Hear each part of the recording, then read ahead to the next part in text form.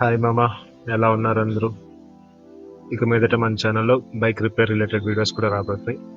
ఇవాళ వీడియో వచ్చేసి spark plug ఎలా చేంజ్ చేసుకోవాలనేసి. మన బైక్ అయితే స్పార్క్ ప్లగ్ అయితే బర్న్అవుట్ అయిపోయింది.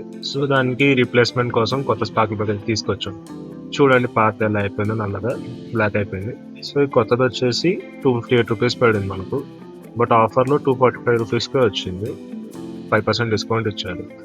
ఇక మనం వచ్చేసి ఆ మొత్తాన్ని క్లీన్ చేసుకోవాలి. డస్ట్ లేకుండా క్లీన్ క్లాత్ తీసుకొనేసి అది మొత్తం క్లీన్ చేసుకున్న తర్వాత స్పార్క్ ప్లగ్ క్యాప్ ఉంటుంది కదా, అది కూడా రిమూవ్ చేసుకొని దాని లోపల కొంచెం డస్ట్ పట్టినట్టు ఉంటే WD-40 స్ప్రేతో దాన్ని కూడా నీట్గా క్లీన్ చేసుకుంటాము.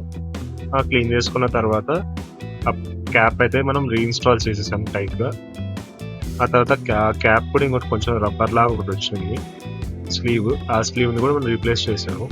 రీప్లేస్ చేసిన తర్వాత స్పార్క్ ప్లగ్ అయితే మళ్ళీ కొత్త స్పార్క్ ప్లగ్ని రీఇన్స్టాల్ చేయాలి. స్పార్క్ ప్లగ్ ఇన్స్టాల్ చేసాక క్యాప్ కూడా ఇన్స్టాల్ చేసుకొని ఇగ్నిషన్ ఆన్ చేసి బైక్ని చెక్ చేసుకుంటే సరిపోతుంది.